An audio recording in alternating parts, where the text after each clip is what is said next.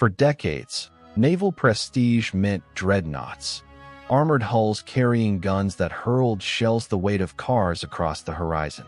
Battleships were the measure of sea power, tonnage, armor belts, and broadside weight. Then aircraft learned to carry torpedoes and bombs, and the yardstick changed from caliber to reach. Then, interwar and Second World War fleets. Battleships still shelled shores and dueled at extreme gun range, while carriers launched strikes from beyond the horizon. Now, no nation fields battleships. Carrier strike groups and guided missiles define blue water power. The gun turret became museum architecture. Battleships excelled at shore bombardment, fleet presence, and absorbing punishment. Thick armor, redundant compartments, guns that did not need a runway. In a gun duel at expected ranges, they were terrifying. The weakness was not toughness, it was where their weapons could reach. A carrier's weapons are its aircraft, scouts and strikers that can fly hundreds of kilometers, rearm, and fly again. The ship stays at the center of a moving bubble of air power. Find the enemy first, hit from angles guns cannot elevate to, and the biggest turret becomes their expensive target. Naval combat always rewarded seeing first and striking first. Floatplanes and later radar-equipped scouts turned carriers into fleet eyes. Battleships could shoot far for their era, but only at what they could locate and range. Air scouting collapsed the fog of sea battle faster than spotter shells alone.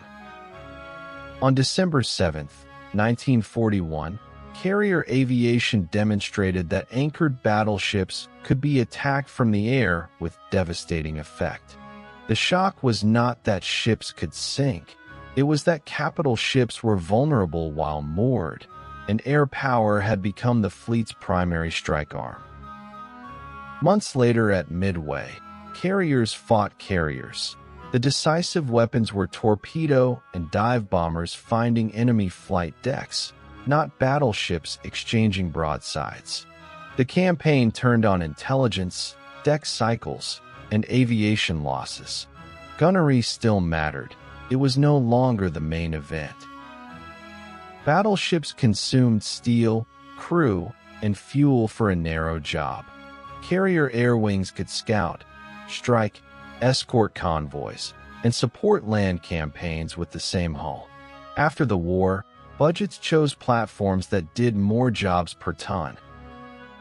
Here is the twist.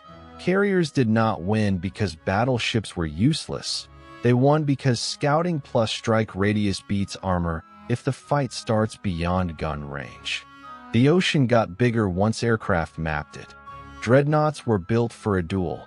Carriers were built for a network. Late-war battleships still shelled islands and screened carriers, but new construction favored flat tops and submarines. By the missile age, even carriers adapted. The lesson endured. Platforms that see farther and hit farther define eras. Recap: battleships dominated gun-range sea power. Carriers extended reach with aircraft. Air scouting and strikes reframed naval combat. Economics favored versatile decks. The replacement was doctrinal: range and sensors over pure armor.